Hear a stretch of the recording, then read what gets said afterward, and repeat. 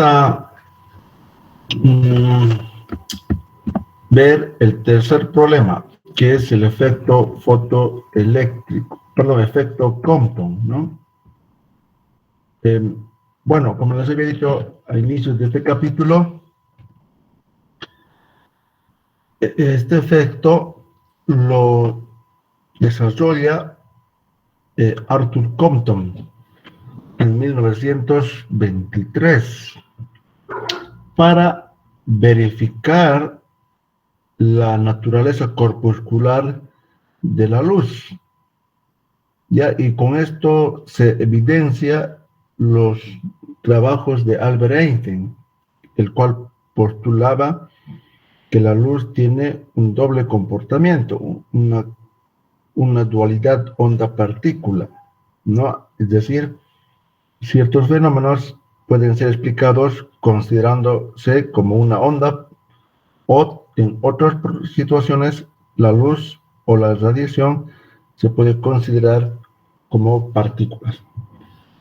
Ya entonces ha tenido que pasar muchos años para que se puedan ver las pruebas o evidenciar este fenómeno.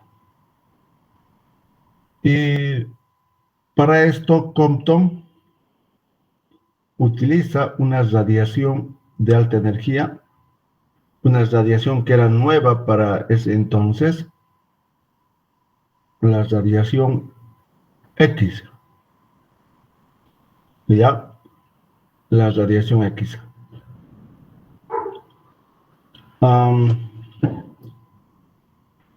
Como saben, era una radiación desconocida desde que ha comenzado, ¿no? Pero ya para entonces de Compton ya se sabía, digamos, lo necesario de esta radiación X. Sabían que eran de alta energía y que podía sacar imágenes radiográficas, ¿no? Bien, entonces Compton utiliza radiación X y este trabajo o esta explicación le va a permitir recibir el premio Nobel en 1927. Bueno, un poco recordando la historia de los rayos X, su descubridor fue Roentgen, el físico alemán Roentgen, alrededor de 1895, ¿ya?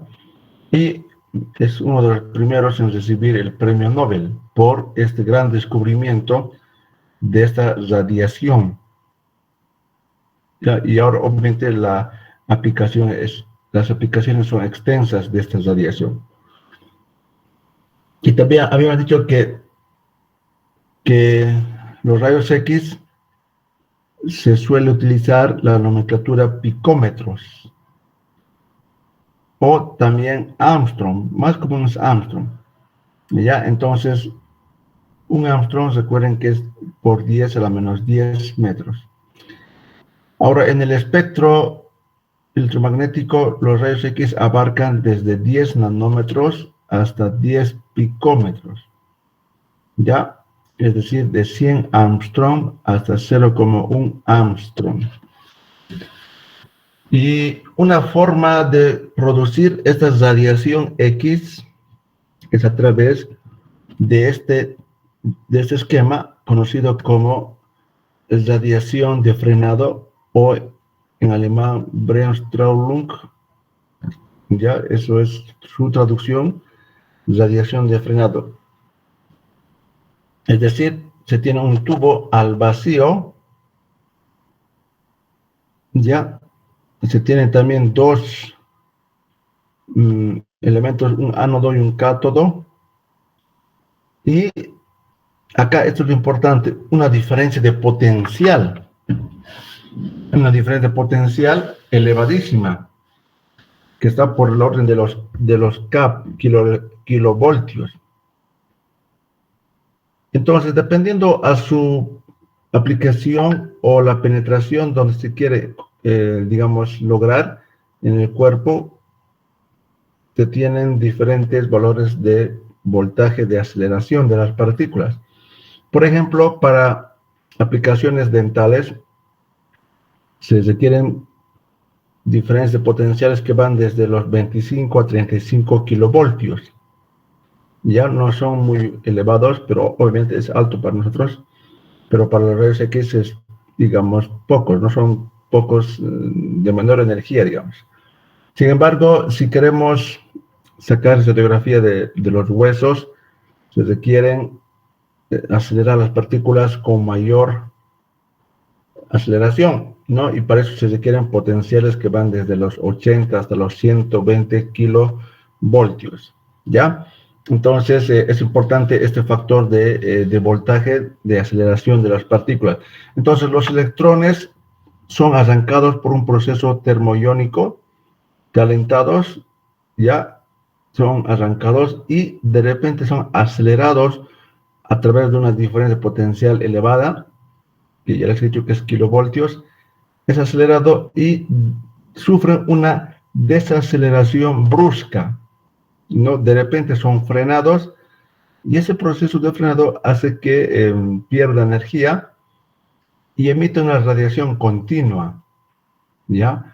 Una radiación continua que se conoce como rayos X, ¿de acuerdo? Sin embargo, también, al igual que el cuerpo negro, los rayos X tienen un espectro característico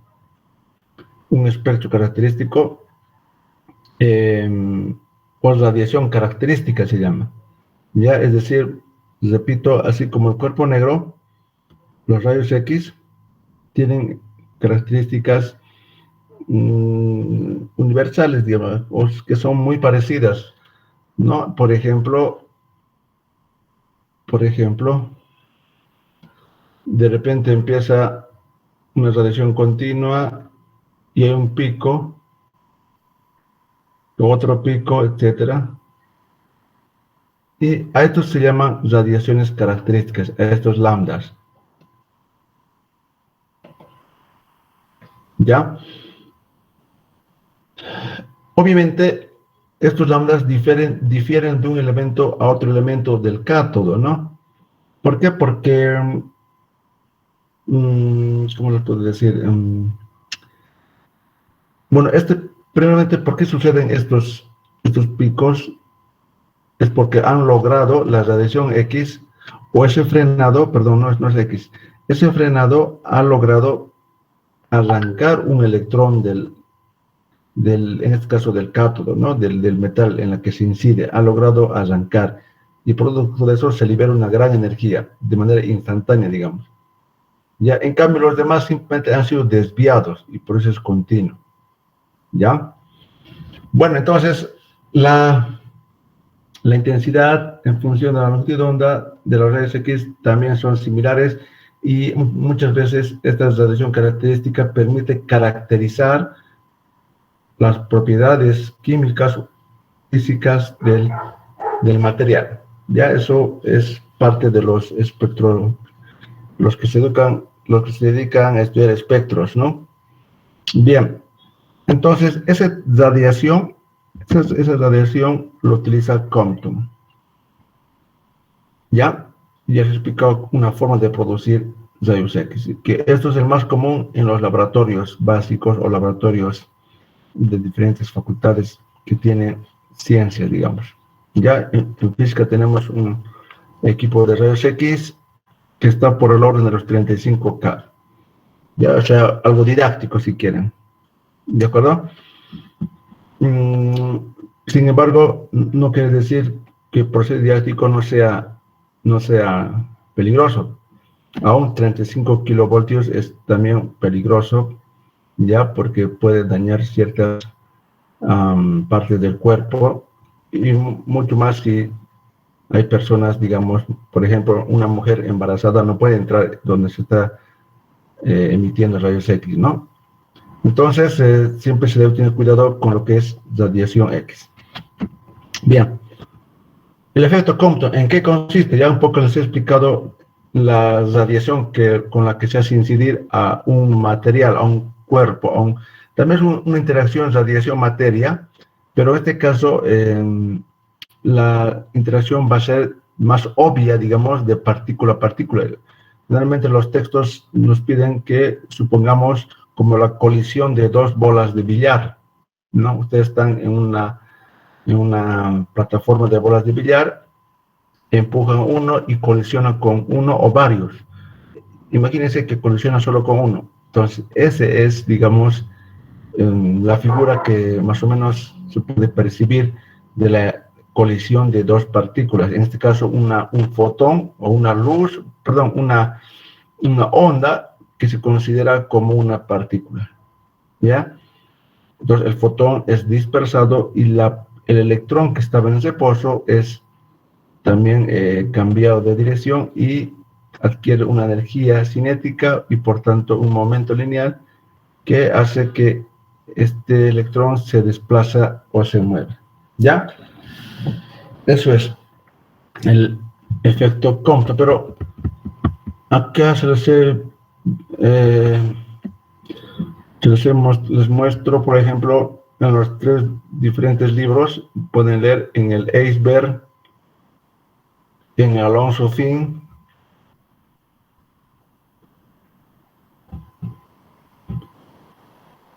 en el Alonso Finn pueden leer. Y finalmente, este es del Eisberg. No, esto es de Serway y esto es de Eisberg. Ya, entonces,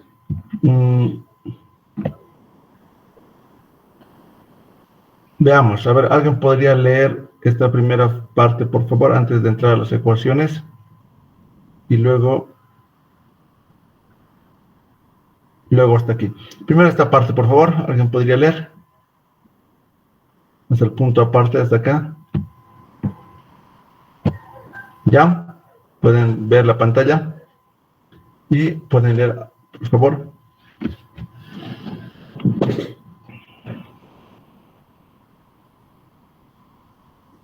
¿Nadie, jóvenes?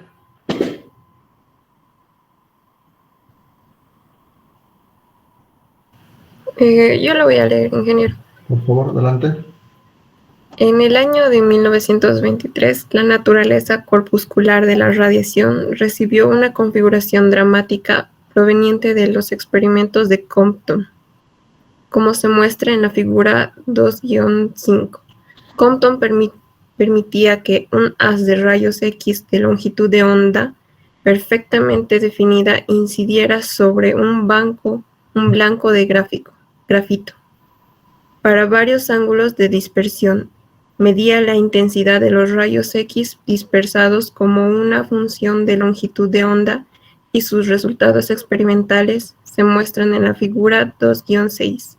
Se observa que no obstante que el haz incidente consiste esencialmente de una sola longitud de onda, los rayos X dispersados tienen picos de intensidad para dos longitudes de onda, una de las cuales es la misma longitud de onda incidente y otra. Es mayor por una cantidad de delta longitud de onda. Este corrimiento, llamado corrimiento Compton, delta longitud de onda, es igual a delta longitud de onda menos la otra delta longitud de onda, menos la otra longitud de onda, varía con el ángulo al que se observan los rayos X dispersados. Bien, ¿alguien más, por favor, puede leer la segunda parte? Hasta ahí.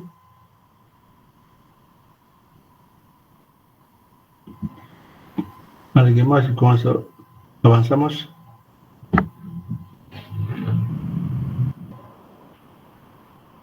Jóvenes, por favor.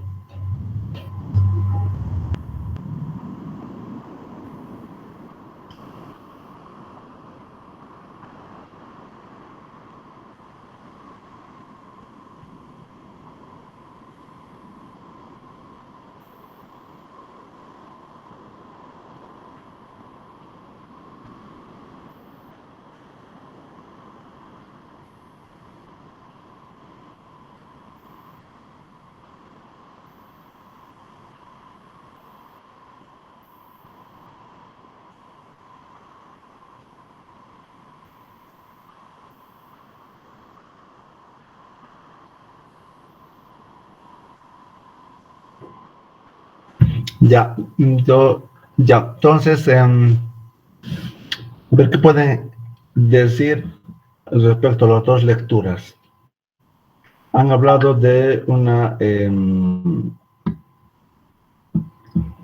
ya hemos descrito, bueno, aquí un poco de lo que hemos hablado, ¿no? ¿Qué tipo de onda se hace incidir? ¿Qué es lo que se observa? ¿Sobre qué materia se hace incidir? Y aquí lo que se observa, ¿no? Un cocimiento. Entonces, clásicamente, imagínense, este es el material, un material de grafito o un material similar. Se hace incidir una luz con una longitud de onda lambda. Esto va a ser incidente.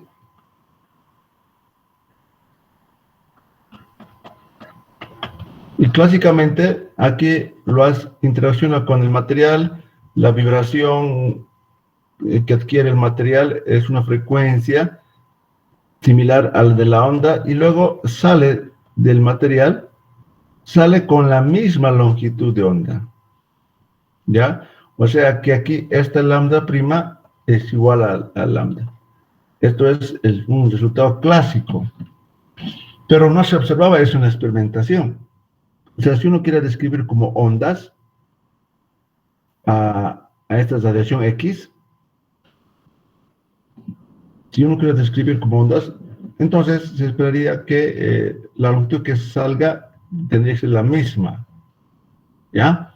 Eso si consideramos como una onda electromagnética. Sin embargo, repito, no se observaba eso, sino se observaba un cocimiento en la que lambda era mayor. Es decir, se podía generar un cocimiento llamado cocimiento de Compton. ¿Ya? Esto es lo llamado cocimiento de longitud de onda de Compton. Cocimiento de longitud de onda.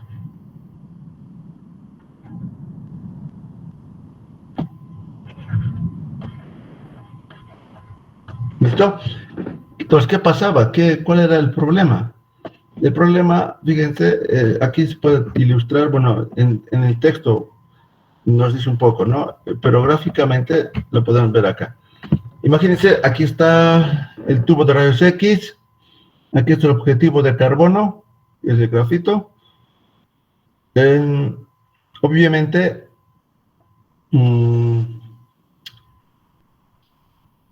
y tengo aquí un detector, ya, aquí tengo un detector que detecta la radiación lambda reflejada o dispersada en este caso.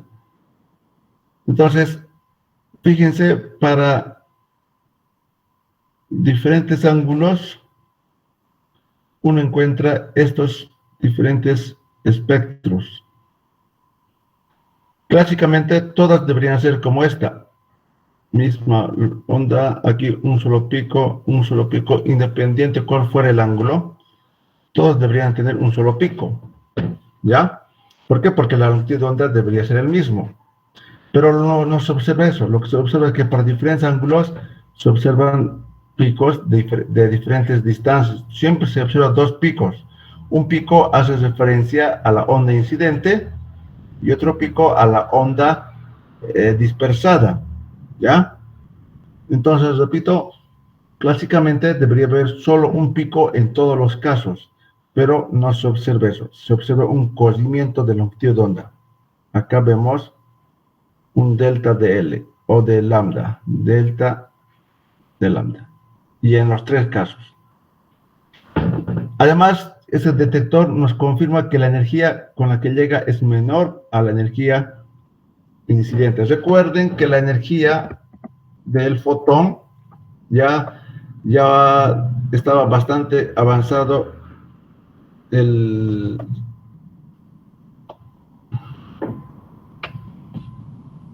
ya está avanzado bastante la expresión de energía del fotón. H, no, esa es la energía por fotón. Y recuerden que el fotón es una partícula, energía del fotón. Ahora, otra característica importante del fotón es que la energía del fotón, perdón, la masa en reposo del fotón es 0. Ya, masa en reposo del fotón.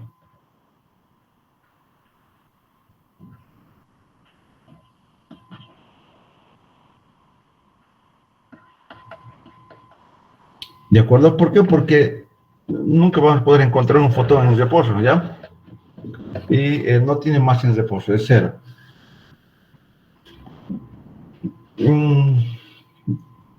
Entonces, la energía que detecta el detector es menor a la energía incidente. Ya, entonces aquí tengo una energía dispersada dado por H frecuencia prima. ¿De acuerdo? Y la energía cinética que va a adquirir el electrón, ya este es del electrón. Aquí hay una pérdida de energía, ¿no? Del fotón, porque el fotón ingresa con una longitud de onda, sale con otra longitud de onda. Entonces, si uno hace equivalencia en energías con esta ecuación, entonces uno va a decir hay pérdida de energía en el fotón, pero esa pérdida de energía en el fotón se traduce en una ganancia para el electrón, para la energía cinética del electrón. O sea, viene este fotón, interacciona con un electrón libre, ¿ya? Y este electrón gana energía cinética o momento lineal debido a esta pérdida de energía del fotón, ¿ya? Entonces, esa energía cinética va a ser igual por conservación de energía a la diferencia de la energía del fotón y la diferencia de la energía del fotón dispersado. Bueno, entonces, esos ángulos no se podían explicar clásicamente, pero sí podemos explicar el lambda prima si consideramos como un modelo corpuscular la luz, ¿ya? Bien, entonces, lambda prima no es posible explicarlo clásicamente, o si es como onda, lambda prima debería ser el mismo. Ya clásicamente esto tendríamos. Sin embargo, no se observaba eso, ya les he dicho, ¿no? Aquí tenemos las dos partículas, el electrón y el fotón. El fotón tiene una energía inicial o incidente. En principio, el electrón va a estar en reposo. Después del choque, el fotón se va a dispersar, va a adquirir otro ángulo o un ángulo θ de dispersión y va a tener otra energía E', y el electrón, debido al choque, se va a mover en otra dirección, llamado ángulo de retroceso del electrón. Esto es ángulo de dispersión del fotón, ¿ya? Y aquí están las características que les he dicho, la energía del fotón y su masa en reposo. Bueno, ahora, el fotón es una partícula, ¿ya? Una partícula que se mueve con velocidad c, velocidad de la luz. Entonces, ¿es una partícula relativista o es una partícula no relativista? ¿Y cuándo se dice que es una partícula relativista? Cuando esa partícula se mueve con velocidades cercanas al de la velocidad de la luz. Entonces, el fotón, eso no es una partícula relativista, jóvenes. Bueno, en todo su sentido es relativista porque se mueve igual a la velocidad de la luz, ¿no? Por tanto, su masa en reposo es 0 también. Entonces, al usar las ecuaciones relativistas, encontramos esta expresión, ¿ya? Esta expresión podemos encontrar de las ecuaciones relativistas. Hay una ecuación de energía y masas, ¿no? Entonces, de ahí viene esta ecuación. Vamos a ver si tenemos por acá. Por ejemplo, encontramos de acá. Esta es la energía total de una partícula relativista. Energía cinética más la masa en reposo por la velocidad al cuadrado, o energía en reposo al cuadrado, ¿no? Entonces, si aplicamos esta ecuación relativista al fotón, la masa en reposo del fotón vale 0, y entonces la energía total vendría a ser Cp simplemente, como la ecuación anterior. ¿Ya? Toda la energía, fíjense, es Pc o Cp, pero también es H, no estamos aplicando el fotón. Entonces, con esta relación, uno encuentra el momento lineal del fotón o de la partícula denominada fotón, que es igual a H en lambda. Esta misma ecuación vamos a ver en el siguiente capítulo, cuando veamos introducción a la mecánica cuántica, potenciales, ¿no? Diferentes potenciales. Ya, entonces, el electrón también adquiere velocidades relativistas. Ahora vamos a comprobar que el electrón, al ser impactado por una partícula relativista, también se va a mover a altas velocidades, ¿ya? Tiene también características relativistas el electrón. La diferencia es que la masa en reposo del electrón, ¿cuánto vale? Si bien el electrón va a adquirir velocidades relativistas, su masa será igual a cero, igual que el fotón, o no es cero. ¿Cuál es la masa en reposo del electrón? Creo que ya usamos ese dato, ¿no? ¿Cuánto vale? Ya, 9,1 a la menos 31 kilogramos. Esa es la masa en reposo. ¿Ya? La masa en reposo. Bien. Bueno, aquí hay una pequeña demostración, ya que generalmente sirve cuando estudiamos por componentes, pero también podemos verlo de forma vectorial, y me gustaría que los repasen antes de que veamos esto. Por ejemplo, acá está desde otro punto de vista la demostración, desde el punto de vista de momentos lineales, pero tratar como vectorial. A ver, si tienen este libro, por favor, pueden revisar desde esta ecuación. Bueno, prácticamente pueden leer desde acá y llegar a la ecuación relativista. Perdón, a la ecuación de Compton, que es esta. ¿Ya? A ver, por favor, pueden descargarse o pueden ver el texto Alonso Fin, volumen 3, y dar una lectura. Voy a preguntar a cualquiera de los estudiantes cuáles son los pasos que está desarrollando. ¿De acuerdo, jóvenes? Y luego vemos el otro por componentes que llega a la misma respuesta, que a veces es útil cuando nos piden hallar ángulos de retroceso del electrón. ¿Ya? A ver, por favor, si pueden analizar este documento. Lo deben tener, ¿no, jóvenes? ¿O no lo tienen? En el WhatsApp se puede enviar. ¿Hay límite? Sí, en el WhatsApp se puede enviar de forma, no tiene un límite para subir archivos.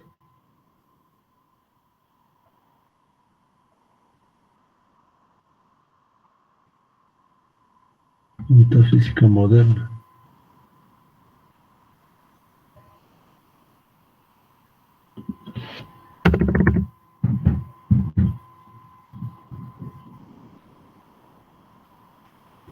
A ver si los puedo enviar.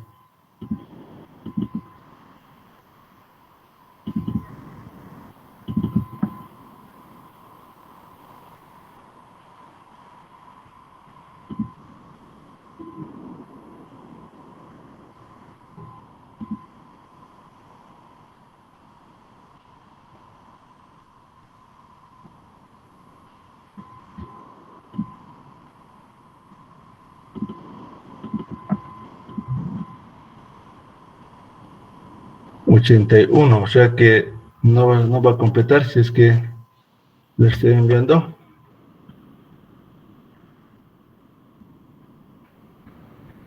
A ver, esperemos.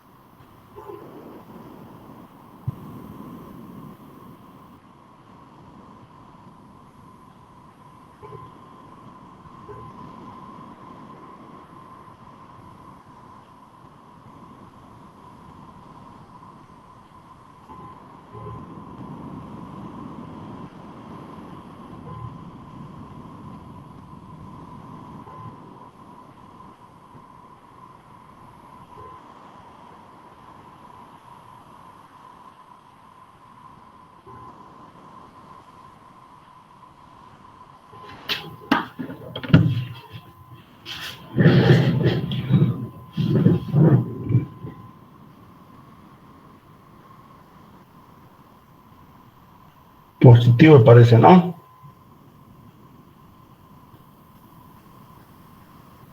Sí, ya lo pueden ver ahí, ya. Lo pueden ver ahí. A ver, pero entenderemos esto. A ver, vamos a acá dibujar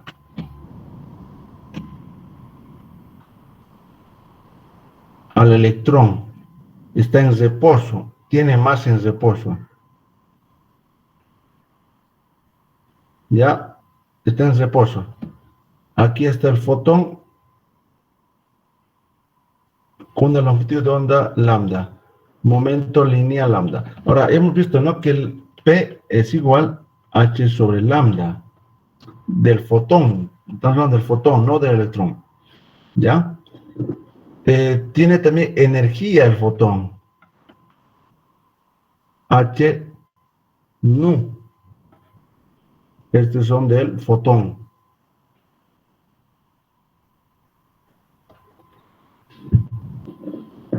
Viene, interacciona con el electrón y el fotón es dispersado. Un ángulo θ. Θ es el ángulo de dispersión del fotón.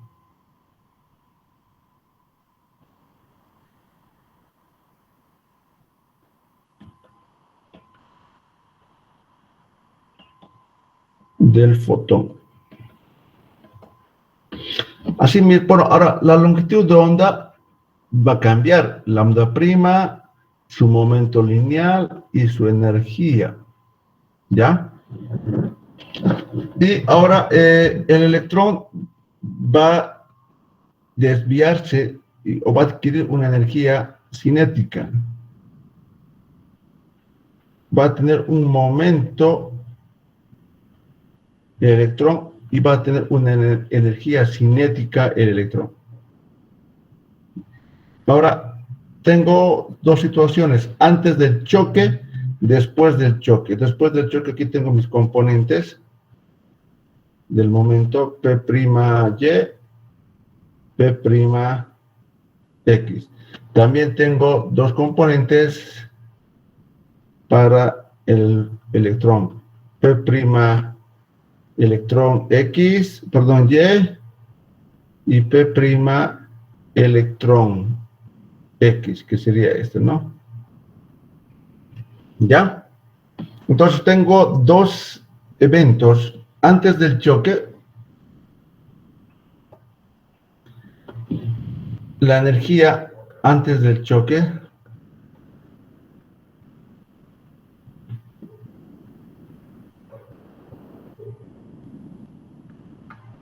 la energía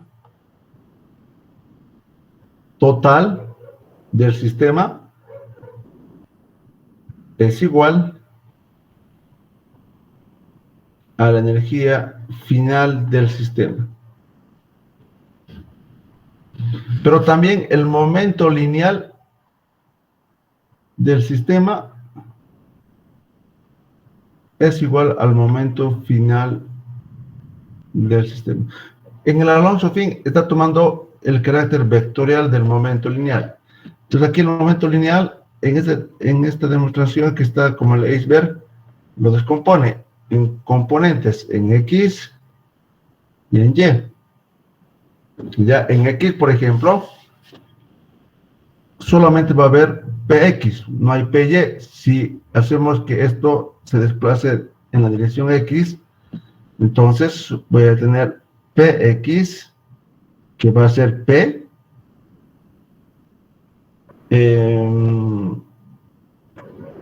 después del choque, ¿qué vendría?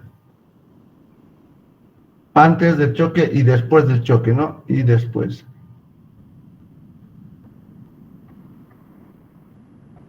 Entonces, inicialmente, solo tiene cantidad de movimiento el, el fotón. Después del choque existe cantidad de momento lineal del fotón, pero también existe cantidad de movimiento del electrón. Pero todo esto en la dirección X, si quieren. ¿Ya? Para Y lo mismo. Para Y hay componente Y del fotón, componente prima Y, más componente E de X. Entonces, nuevamente, el el Px es simplemente P. El P'X es este componente, que va a ser el módulo por el coseno.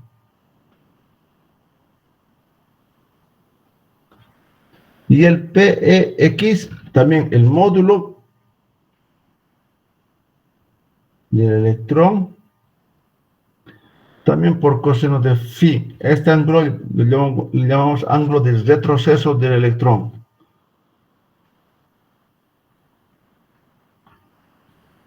Ángulo de retroceso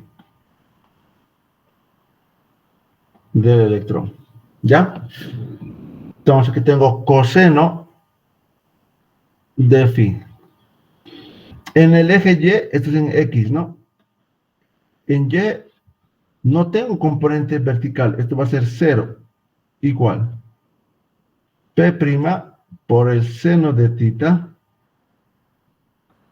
más P del electrón por el seno de phi. Combino estas dos ecuaciones para hacer desaparecer el ángulo phi. ¿Ya? Entonces, de esta ecuación, fíjense. Ahora, aquí, ¿cuál es negativo, jóvenes? En Y. Este sería negativo, ¿no, jóvenes? Está hacia abajo. Este es negativo. ¿Ya? Entonces, fíjense, voy a tener P del electrón, seno de phi igual P del fotón, seno de θ.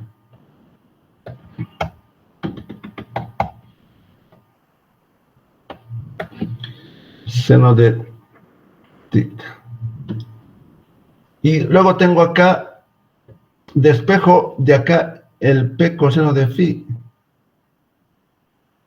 P electrón coseno de phi igual P del fotón incidente menos P del fotón coseno de θ.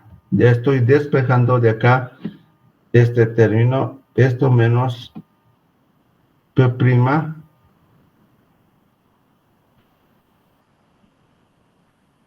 ahí sería, ¿no? Bien, elevo al cuadrado y lo sumo.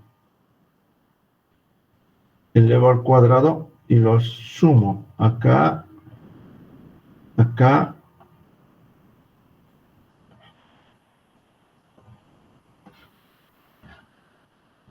Al sumar tengo P cuadrado seno cuadrado más P cuadrado coseno cuadrado. Eso va a ser P cuadrado simplemente porque seno cuadrado más coseno cuadrado es 1, ¿no?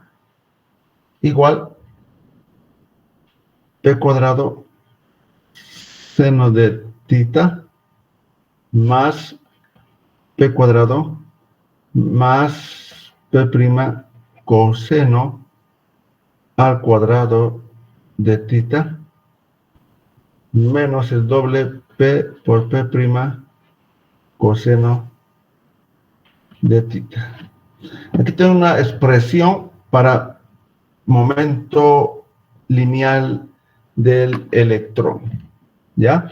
Hacemos algo similar para la energía. Fíjense, no sé si tengo aquí desglosado. Aquí más o menos tengo, ¿no? Me encuentro acá, ¿no? Ya está desarrollado. Y tengo esta expresión. Ya, ahora, aquí sería P', ¿no?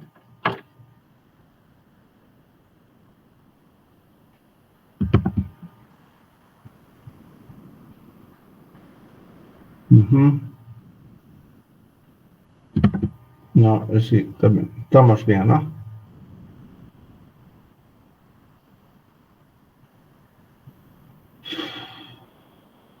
P cuadrado.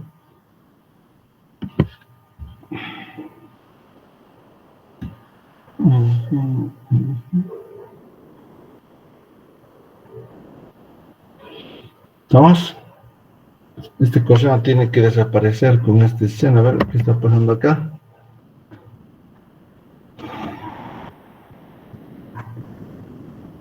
P cuadrado, P prima menos el doble, P cuadrado.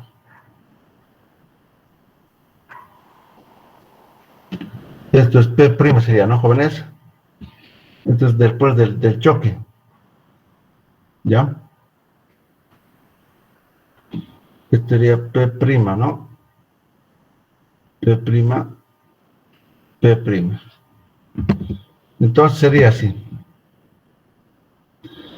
Este es P prima seno. Con este puedo factorizar y me queda P prima al cuadrado, ¿ya? Más P cuadrado menos el doble de P por P prima por coseno de θ. Ahora, ¿cómo hago desaparecer el momento lineal del electrón? Para eso utilizo la otra ecuación, la de energías. Esto. Ahora voy a usar esto. Ya, eso voy a usar ahora. La energía total inicial igual a la energía total final. ¿Qué energías hay antes del choque y qué energías hay después del choque? Encuentro la energía del fotón incidente, encuentro la energía en reposo del electrón. ¿Estamos? Y final, tengo la energía final del fotón y la energía cinética o la energía total del electrón. Ya, y eso se traduce en esta ecuación que aquí les muestro. Fíjense, la energía inicial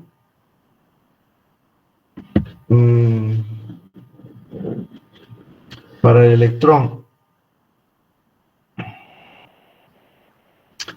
A ver, por la ecuación estamos usando.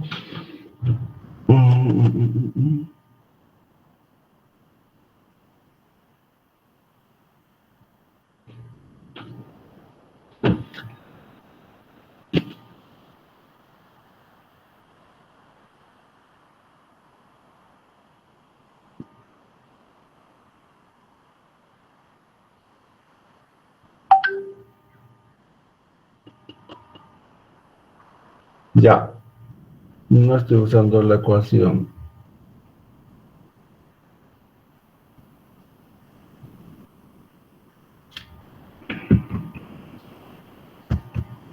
Ya, entonces, no estoy usando todavía la ecuación de energía. A ver, para la energía, los jóvenes.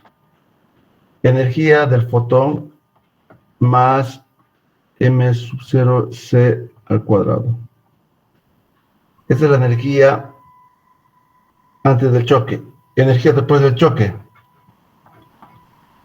Energía prima del fotón más la energía cinética del electrón. ¿A qué es igual la energía cinética del electrón? La energía va a ser más la energía cinética del electrón más una componente en reposo del electrón. Esta es una especie de energía del electrón, ¿no? Esta es la ecuación relativista para la energía del electrón. Entonces, esto se va con esto y evidentemente la energía cinética es igual a la energía incidente menos la energía dispersada. Lo que se puede decir, lo que acabamos de decir, ¿no? Que el electrón va a adquirir una energía cinética debido a la disminución de la energía del fotón incidente. Otras ecuaciones. La energía, hemos dicho que la energía total del sistema o de una partícula relativista es igual a la energía cinética más m en reposo c cuadrado. Ya, ahora voy a usar ecuaciones relativistas para el electrón. Esto sería conservación de la energía. Ahora voy a ver la energía para partículas relativistas como el electrón. Coloco para el electrón. Esta energía es del electrón. Esta energía cinética del electrón. Esta energía en reposo del electrón.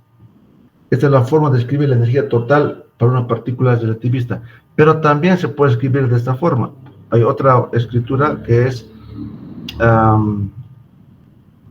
en términos de cuadrados, c cuadrado, p cuadrado más m0, c al cuadrado y todo esto al cuadrado, como una especie de Pitágoras. Entonces, voy a igualar, ¿no? Para igualar, esto debo elevar al cuadrado.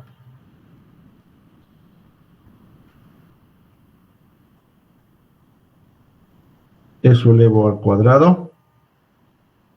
Entonces, este sería e cuadrado, pero e cuadrado es todo esto.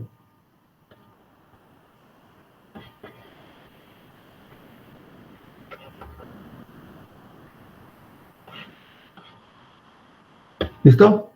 Entonces, este es el momento lineal del electrón, porque estoy usando las ecuaciones relativistas para el electrón. Entonces, fíjense, de acá debo despejar la expresión del momento lineal del electrón. Y aquí está eso, ¿no? Fíjense, aquí estoy igualando, haciendo operaciones, y llego a esta ecuación. P el momento lineal del electrón es igual a la energía cinética c cuadrado más 2sm sub 0. Eso, repito, sería de acá, ¿no? De esto hay que desarrollar. Tengo c cuadrado más m0 c cuadrado al cuadrado más el doble de la energía cinética por m0 c cuadrado igual c cuadrado p cuadrado más todo esto al cuadrado, y efectivamente este se va con este. Recuerden que siempre estoy hablando del electrón. Entonces, despejando aquí el momento lineal del electrón, como pueden fijarse acá, es dado por esos dos términos. Entonces aquí tengo el momento lineal del electrón al cuadrado. Y aquí tengo el momento lineal al cuadrado también, ¿no? Y aquí también voy a escribir al cuadrado, entonces. Esto va a pasar a dividir la energía cinética al cuadrado sobre c cuadrado más 2 veces la energía cinética masa 0 c cuadrado sobre c cuadrado. Se va y tengo ahí. Este es el momento lineal del electrón al cuadrado. Lo igualo con esta ecuación. ¿Y qué me queda?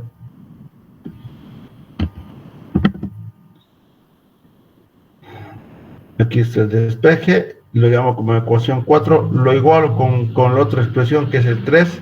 Aquí tengo el 3, ¿no? Que ya hemos encontrado. Al igualar, tengo esta ecuación. ¿Ya?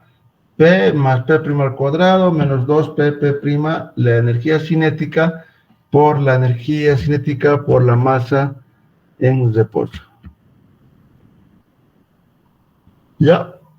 Bueno, a partir de ahí se hacen algunas operaciones matemáticas, se utilizan algunas relaciones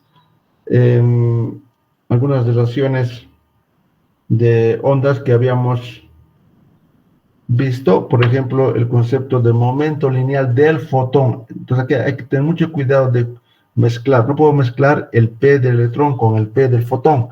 Son diferentes, muy diferentes. Ya por eso lo llamamos P sub E del electrón y simplemente P del fotón. Además, la longitud de onda es igual C sobre lambda.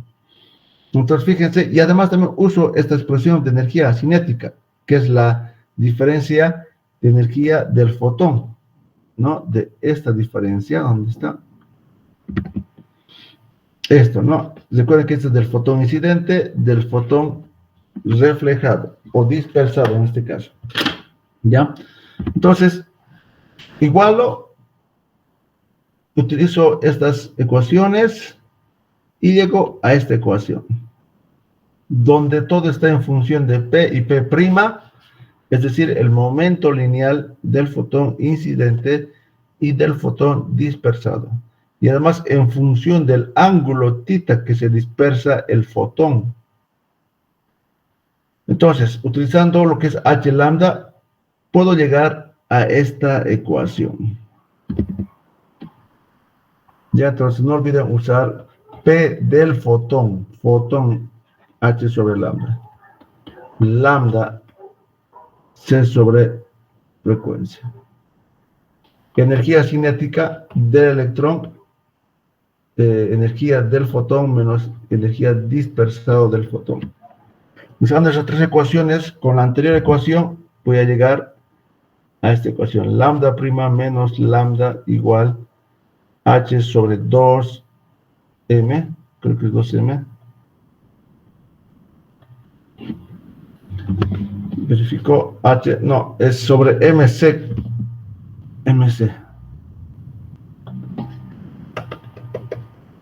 Más en reposo del electrón o de la partícula en este caso, por 1 menos coseno de θ.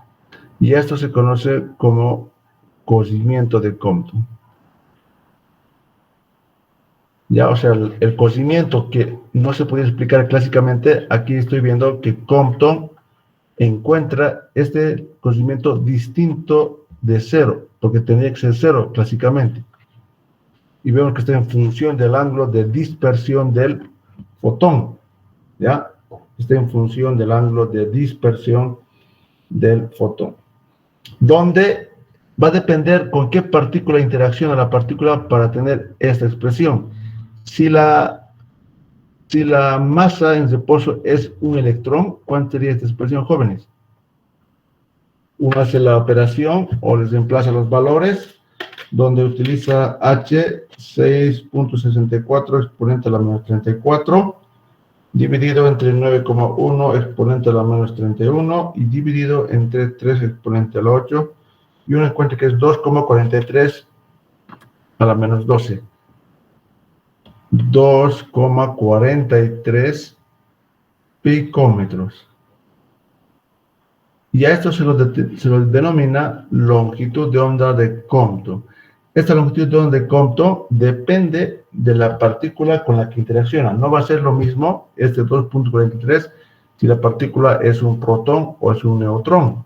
Ya para el electrón, el lambda Compton vale este valor. Entonces, fíjense, acá ya se puede ver teóricamente que hay un cocimiento. Esto se puede escribir en términos de energía, se puede escribir en términos de frecuencia, y eso lo pueden hacer como ejercicio. ¿Y en qué más? Ya está en términos de longitud de onda, ¿no? Creo que eso principalmente. Ya, entonces esto les dejo de tarea. Escribir la ecuación de Compton en términos de energías o de frecuencias. ¿Estamos? Bien, ahora, no sé, con esa explicación, algo diferente en esa demostración. A ver, por favor, si lo pueden revisar y me indica, o es lo mismo. Parece lo mismo. Lo está tomando ya como vector acá, ¿no? Pero al elevar al cuadrado, creo que llega a lo mismo. Me voy a tener una revisada, por favor. También lo pueden encontrar, esto escribir en términos de frecuencia angular. Recuerden que la energía es H nu, pero también esto es igual a H omega, H barra omega. Eso vamos a ver posteriormente. O sea que también se puede escribir donde H barra es H sobre 2pi. Eso lo vamos a ver en el siguiente capítulo más ampliamente. O sea, se puede escribir en términos de energía, de frecuencia o frecuencia angular a partir de esta ecuación. ¿Ya? Bien, les dejo seguir analizando esto o es igual.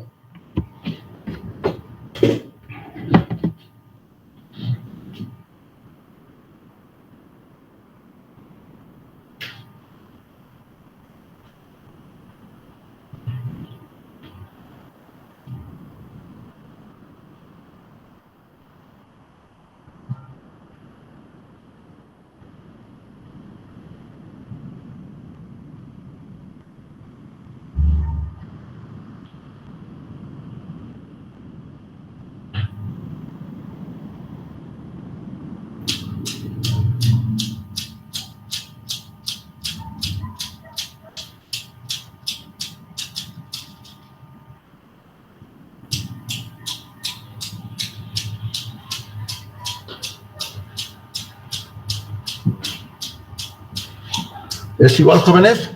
Bueno, aquí, parecido, pero fíjense, aquí está en términos de energía, ¿no? Lo que les decía, aquí ya estaría la respuesta, conocimiento de energías.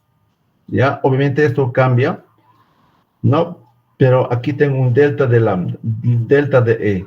Algo similar lo pueden escribir aquí, frecuencia prima, ¿no? O omega menos omega prima, ¿ya?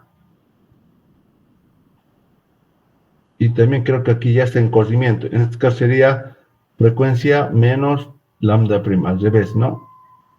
Porque son inversos. Ya, entonces aquí ya están algunas respuestas, ¿no? En términos de frecuencias, en términos de longitud de onda, solo faltaría en términos de longitud de frecuencia angular. Porque estos dos, acá no es idéntico la deducción, pero tal vez les lleva a encontrar en términos de conocimientos de energía y conocimientos de frecuencias. ¿Ya? Y con eso lo pueden más repasar.